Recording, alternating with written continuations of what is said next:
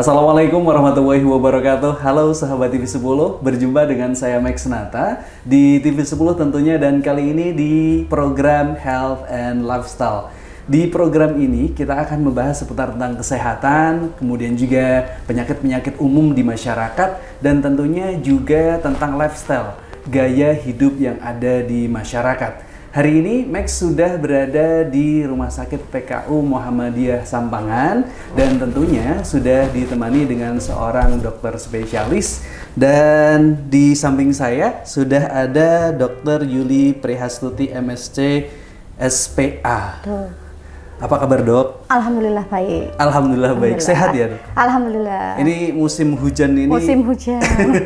Musim hujan banyak terus keluhan ya. Batuk, flu dan lain sebagainya. Banyak Banyak anak-anak sekali. gitu. Apalagi anak-anak terus disusul sama orang tuanya. Betul. Begitu. Kalau nggak kebalikannya, orang tua dulu dari tempat kerja ke anak. Ini terima kasih banyak sudah berkenan jadi narasumber kami di program Health and Lifestyle. Semoga nanti bermanfaat buat pemirsa dan teman-teman yang ada di rumah tentunya. Amin. Nah, sahabat TV10, karena saya panggilnya Dokter Yuli. Monggo, dia. Ya, biasanya baik. dipanggil itu. Dengan Dokter Yuli, kebetulan beliau adalah spesialis anak. Jadi hari ini kita akan mengupas seputar tentang penyakit-penyakit dan juga bagaimana penanggulangannya yang terjadi pada anak-anak tentunya ya, Dok ya. Betul. Kalau ngomongin soal musim hujan, ini kan akhir-akhir ini banyak keluhan di masyarakat. Yang tadi sempat dokter sampaikan, bisa ibu ke anak, bisa anak ke ibu. Betul. Nah, ini apakah memang sedang begitu dan bagaimana dengan yang terjadi? Oke, memang kalau kita lihat dari kasus di Poli, di Bangsal, itu memang kasusnya meningkat. Rata-rata memang di musim penghujan sudah tahu ya, seperti misalnya batuk pilek, kemudian diare, itu kasusnya meningkat. Betul. Biasanya kalau misalnya dari anak-anak ya mereka tertular dari teman sekelas gitu. Kalau dari orang tua biasanya ya tempat kerja, kemudian dibawa pulang kayak gitu. Biasanya tanpa perlindungan yang lebih, misalnya pakai masker dan lain-lain. Berarti memang kasus di lapangan atau di pasien-pasien dokter, khususnya di RSPKU Muhammadiyah Sampangan, ini meningkat juga ya, Dok ya? Meningkat untuk kasus-kasus itu. Nah, ini kebanyakan memang karena penyebabnya musim hujan atau ada hal-hal yang lain, Dok? Kalau ini kan musim hujan, yang rata yang berkembang di musim hujan itu adalah penyakit-penyakit yang disebabkan oleh virus. Contohnya kayak tadi common cold atau selesma, itu kan disebabkan beberapa virus influenza atau adenovirus, RSV seperti itu. Diare pun juga disebabkan oleh virus rota kayak gitu. Kalau hubungan pilek, kemudian batuk, demam, apakah selalu ke diare, Dok? Karena ini kan seringkali anak itu terus, kalau misalkan mungkin teman-teman ataupun sahabat TV10 yang ada di rumah juga merasakan. Kalau setelah flu, anak itu terus kemudian BAB-nya jadi masalah gitu, Dok.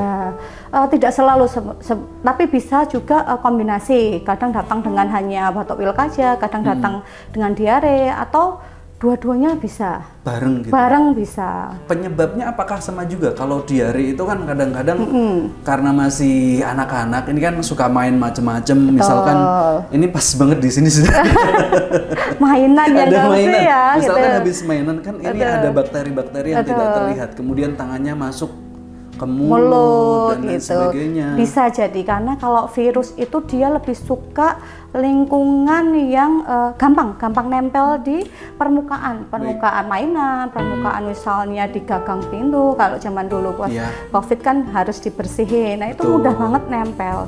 Kayak gitu, apalagi didukung dengan lingkungan yang lembab karena hujan. Wah, itu virus sangat berkembang dengan cepat. Untuk masalah virus yang berbeda atau tidak, sebenarnya ada yang sama, ada yang berbeda. Cuman kalau berkembang yang di rata untuk anak-anak di bawah 5 tahun, itu untuk masalah virus misalnya diare, itu virus rota, cepet banget. Jadi saya punya beberapa pasien itu anaknya diare, simbahnya diare, bapak ibunya juga diare. Makanya salah satu program pemerintah sekarang kan dimasukkan vaksin rotavirus. Ini virus rota ini memang sangat cepat menyebar. Sangat cepat menyebar. Biasanya melalui apa dok penyebarannya? Apakah makan bareng-bareng atau hanya sekedar udara mungkin atau apa? Bisa, karena kalau makan kan virus kan melalui udara kan bisa ya. Tapi terutama kalau virus yang dari makanan itu ya otomatis dari makanan yang tidak bersih. Misalnya saja tadi rota ataupun tifoid atau tipes. Nah itu kan berkembang dari misalnya saja tifoid itu sifatnya fekal oral, jadi pup yang nggak bersih. Nah itu kan bisa berkembang atau sembarangan nempel lah di makanan. Macam kita suka makan street food itu nempel di situ, jadinya tipes. Perjalanannya seperti itu sih. Maka ini mengingatkan buat teman-teman yang remaja ya makan street food ya, sebelah kayak gitu banyak. Apalagi kalau misalkan perkembangan makanan hari ini kan luar biasa. Tinggal pesen di samping jalan juga banyak banget. Kalau tadi seputar tentang gejala ya sahabat TV 10, coba kita akan lebih kulik dok ke tentang bagaimana penanganannya. Kalau misalkan anak ini sakit, panas kah atau tiba-tiba batuk kah, apakah kemudian langkah pertama orang tua itu langsung beliin obat atau langsung diperiksakan ke dokter atau biar imunnya dulu yang bekerja. Betul. Gitu. Kalau misalnya anak sakit, sebenarnya kalau awal-awal dia gejalanya masih aman lah, maksudnya demamnya cuma sumeng-sumeng, misalnya di bawah 38 itu kan demamnya sumeng-sumeng, cukupi dulu aja kebutuhan cairan harian. Terus kompres air hangat, suam-suam kuku di pembuluh darah yang besar, misalnya di ketiak. Kemudian di selangkangan kayak gitu sekitar 20 menit. Bisa dilakukan di rumah gitu ya. Atau dipenuhi gizi dan nutrisinya ya. Berarti kan kalau batuk seperti pilek, nambah vitamin juga. Vitamin, sayur, buah yang matang, jangan yang raw kayak salad gitu ya. Jadi terus dipilih makanan-makanan yang hangat, jangan yang dingin-dingin. Batuk pilek, es tehnya lanjut. Ternyata kayak gitu, es teh jumbonya lanjut kayak gitu. Nah jadi bisa itu awalnya bisa dikerjakan di rumah. Kecuali nanti kalau misalnya demamnya sudah mulai meningkat, kayak tadi sudah disinggung sempat super flu ya. Kalau misalnya demamnya di atas 39-40. Kadang di angka itu anak tuh suka kejang atau kalau tidur suka ngigau. Betul, karena kan saking tingginya. Kadang juga ada beberapa anak itu sampai mimisan. Saking panasnya, saking tinggi panasnya. Padahal pembuluh darah anak yang dihidung kan kadang masih rentan ya. Jadi belum mimisan kayak gitu. Jadi ya harus masuk antipiretik atau penurun demam. Artinya sudah harus dibawa ke sudah dokter. Sudah harus intervensi obat dan tenaga kesehatan kayak gitu. Baik dok, jadi memang ada langkah-langkah yang bisa dilakukan orang tua terlebih dahulu di rumah. Tadi saya pengen dan tertarik dengan bahasan dokter seputar tentang mengkompres. Setahu saya sebagai orang awam, mohon maaf ini, ngompres itu biasanya di sini. Betul. Bahkan ada kan kita bisa beli di apotek itu yang bisa merek tertentu untuk ditempel gitu. Itu bisa di mohon maaf ketiak sama selangkangan ya dok? Iya betul. Jadi selain di dahi, kalau rekomendasi untuk dilakukan kompres air hangat itu di pembuluh darah yang besar. Fungsinya apa? Untuk membuka pori-pori agar panas tubuh itu lebih mudah keluar. Sehingga suhu tubuh lebih cepat turun kayak gitu. Ada di ketiak sama di selangkangan kan ada pembuluh darah besar di situ. Nah, kalau seputar tentang penanganan, kadang-kadang namanya orang tua itu nggak semua siap jadi orang tua ya, dok ya. Mohon maaf, maksudnya biasanya pasangan muda yang anaknya masih relatif kecil atau balita, ini kan kadang-kadang nggak paham ya, gimana cara menangani anak yang sakit gitu nih. Apa sih sebenarnya yang sering terjadi di kasus masyarakat? Itu kesalahan-kesalahan umum orang tua dalam menangani anak yang sakit gitu, dok. Kesalahan umum biasanya yang akhir-akhir ini ya. Diapain itu anak? Akhir-akhir ini mereka pakai panduan TikTok. Oh, baik. Kiblatnya TikTok. Jadi TikTok. TikTok. Jadi Baik. mereka searching di TikTok kayak gitu. Iya. Kadang tidak dikonfirmasi dengan tenaga kesehatan kayak gitu. TikTok atau sekarang yang model ChatGPT ya.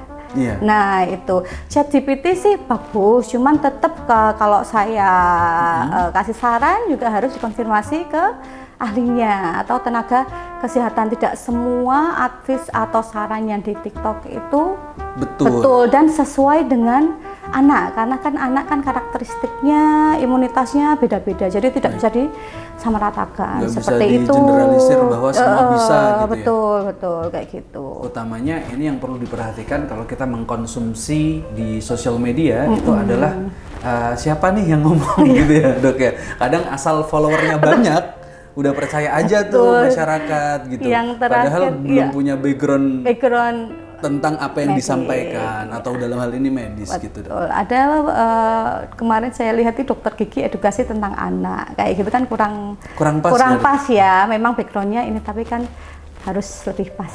Nah gitu. ini sudah dokter. Tapi masih terasa kurang pas ya, apalagi orang awam betul. ngasih tahu tentang edukasi kesehatan. Tidak ada masalahnya sebenarnya, tetapi yang jadi masalah ketika itu dipahami dan dipercayai oleh masyarakat. Ya, di saat itulah kemudian mungkin yang bisa terjadi masalah, karena kalau misalkan advice-nya dilakukan terjadi kesalahan, siapa yang mau? Nah, apakah tidak ada malpraktik di situ? Iya betul. Tidak ada apakah tiktokernya bisa di situ. dimintain pertanggungjawaban gitu ya dok ya? Betul. Ini yang perlu diperhatikan oleh masyarakat, dan apalagi hari ini Gen Z yang sudah mulai berkeluarga, mulai memiliki momongan, ini kan harus lebih aware tentang kesehatan anak begitu ya dok ya. Sampai dengan hari ini kan masih musim hujan ya dok ya. Kalau hari ini syukur masih sehat anak dan sebagainya. Apa yang perlu dilakukan untuk pencegahan supaya anak-anak kita ini tetap sehat nih, nggak kena sakit gitu dok? Oke, yang pertama tetap ya sebagai dokter anak yang dicukupi atau dipenuhi adalah vaksinasi. Kalau umur apa saja itu? Kalau umur anak kan sebenarnya 0 sampai 18 tahun. Baik. Jadi kalau hubungannya sama penyakit-penyakit tadi yang berhubungan dengan musim hujan banyak sebenarnya, seperti DPT. DPT itu difteri, pertusis itu batuk. Untuk batuk itu usia 2, 3, 4 bulan. Baik. Kemudian PCV itu untuk radang paru atau istilah medisnya pneumonia. Kayak gitu. Itu sudah di cover pemerintah. Kemudian untuk diare tadi sudah, rotavirus itu juga sudah di cover pemerintah. Untuk tambahannya vaksin influenza. Baik. Gitu. Sekarang vaksin dengue juga sudah ada. Untuk demam berdarah sudah ada. Flu Singapura sudah ada vaksinnya, seperti itu. Sudah semakin lengkap ya. Semakin lengkap, terutama untuk penyakit-penyakit menular. Baik, dan ini tentunya bisa dilakukan di Rumah Sakit PKU Muhammadiyah Sambangan ya. Betul. Ya, semakin menarik ya sahabat TV 10, dan saya juga tambah informasi, tambah belajar juga kali ini. Jangan kemana-mana, kita akan lanjutkan lagi ngobrol bareng Dr. Yuli, masih bersama Rumah Sakit PKU Muhammadiyah Sambangan. Jangan kemana-mana.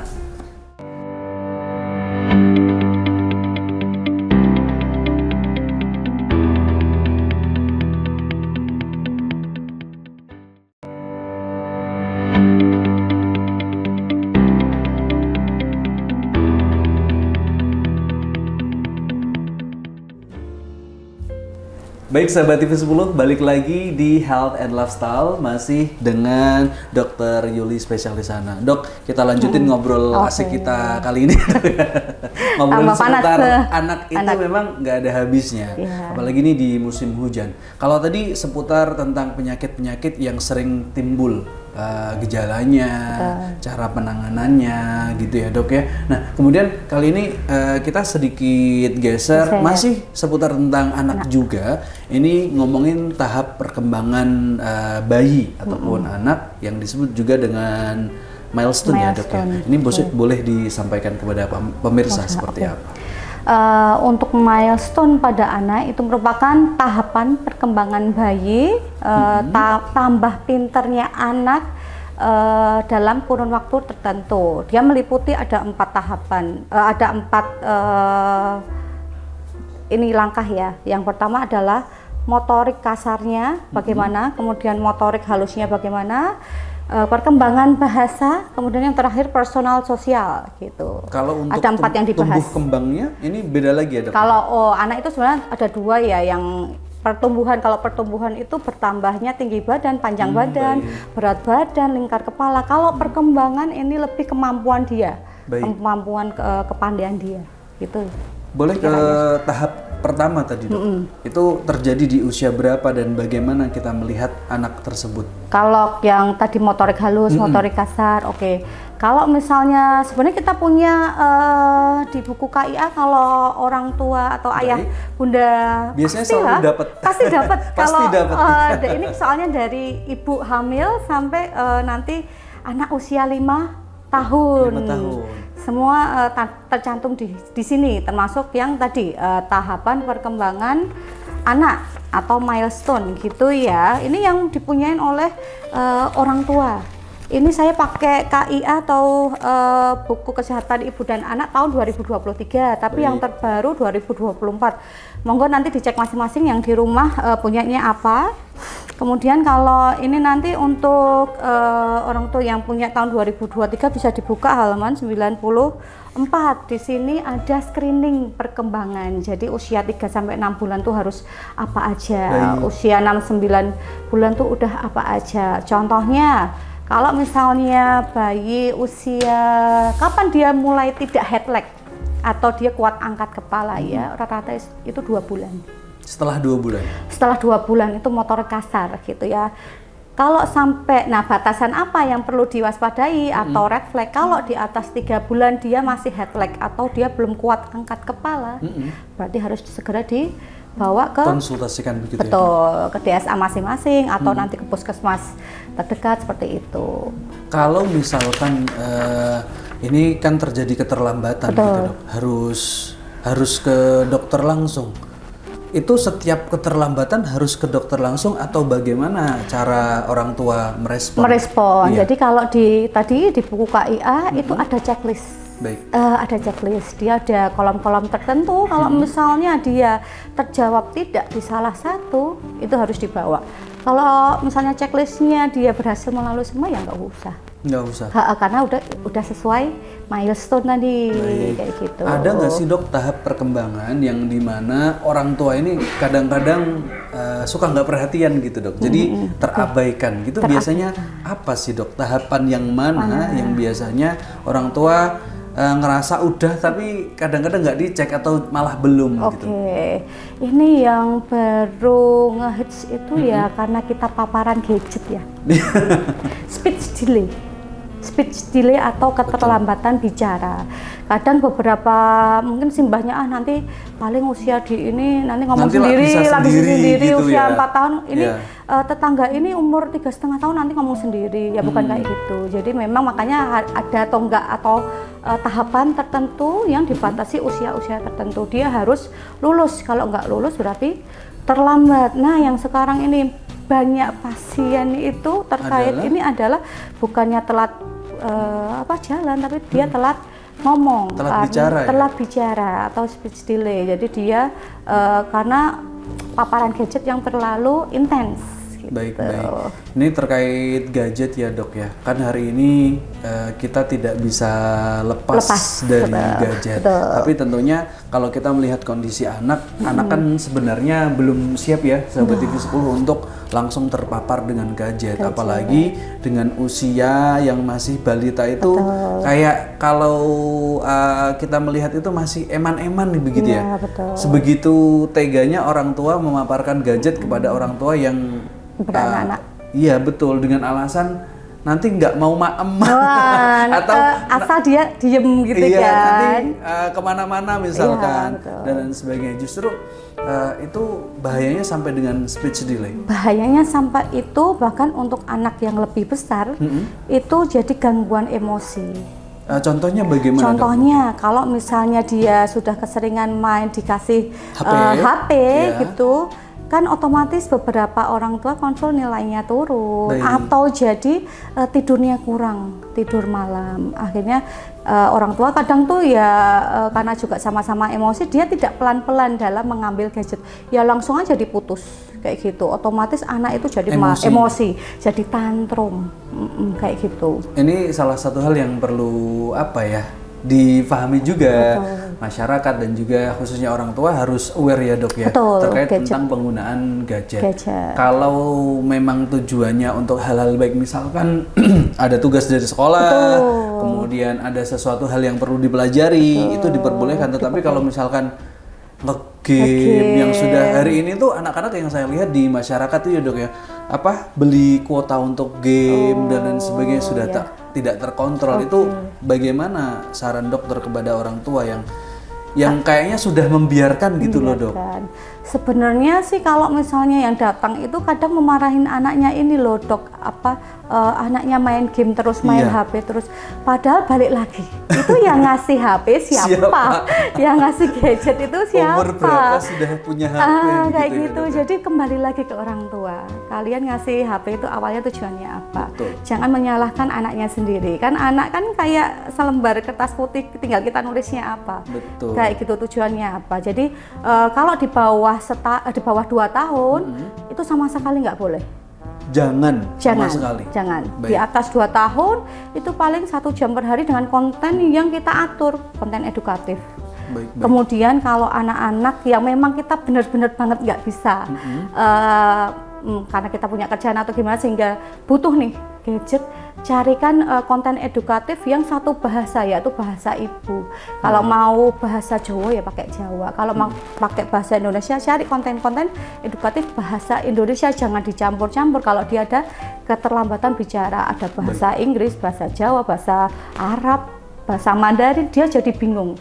Karena anak itu kan belajar ya, baru proses belajar seperti itu. Untuk mengenal bahasa ibunya terlebih dahulu. Betul, ya. kecuali kalau dia sudah paham nih ngomong, ya mau bilingual, mau trilingual, monggo. Nggak apa-apa. Memang ada prosesnya ya dok? Ada proses. Tidak berarti ketika anak pengen belajar, misalkan pengen belajar bahasa Arab atau bahasa Inggris, dari kecil sudah dibiasakan, itu juga ngaruh ke waktunya dia untuk bisa bicara. Kalau misalnya dia memang sudah paham ya enggak apa-apa. Tapi kalau beberapa anak yang speech delay, salah satu latihannya itu satu bahasa dulu, satu bahasa ibu.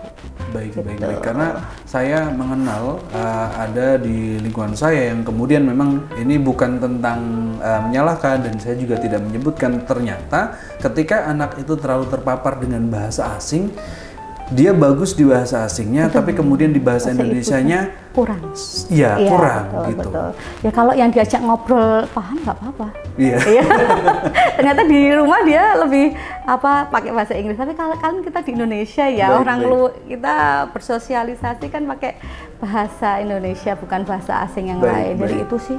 Tapi artinya kalau dari apa yang disampaikan Dr. Yuli tadi, artinya ketika mengenalkan bahasa ke anak, pertama kali ketika anak belum bisa ngomong ya bahasa ibu dulu ya dok ya. Setelah itu baru boleh mengenalkan bahasa yang lain untuk dikenalkan dan juga dikuasai ya dok ya. Untuk diajari ya. Baik. Kalau untuk tadi kan seputar tentang milestone, untuk stimulan kepada bayi, untuk mendorong bayi itu mencapai pada milestone sesuai dengan target ataupun usia-usianya, itu apa yang perlu dilakukan oleh orang tua? Sebenarnya ini harus kedua orang tua ya, jangan salah satu orang tua aja. Jadi kedua orang tua dan support system keluarga itu harus kuat gitu. Jadi stimulasinya bisa tadi balik lagi ke buku KIA, itu ada beberapa stimulasi yang bisa dilakukan di rumah yang sederhana, nggak butuh alat khusus. Misalnya stimulasi untuk dia melihat di usia 0 sampai 2 bulan, kasih aja mainan yang berwarna terang kayak merah gitu, terus dia dikasih di depan, di miring kanan, miring kiri. Kalau dia mulai melihat mengikutin yang warna merah, itu berarti kan penglihatannya bagus. Atau untuk pendengaran, nanti hubungannya sama keterlambatan bicara. Pendengaran kan harus mendengar ya, kalau kita belajar ngomong kan harus mendengar. Betul. Nah itu pakai ini aja, kayak mainan nih, kerincingan. Bayi 2 bulan, 0 sampai 2 bulan dilatih aja. Kalau dia distimulasi kuping kanan Kemudian dia, langsung melihat nah gitu ya, itu kan Dok? berarti pendengarannya Bagus. bagus kayak gitu. Kemudian sering-sering aja ngobrol, senyum sosial. Kemudian usia mungkin 9 bulan dia udah mulai duduk belajar berdiri. Usia 1 tahun itu nanti mulai latihan tangkap bola. Apa ini dok?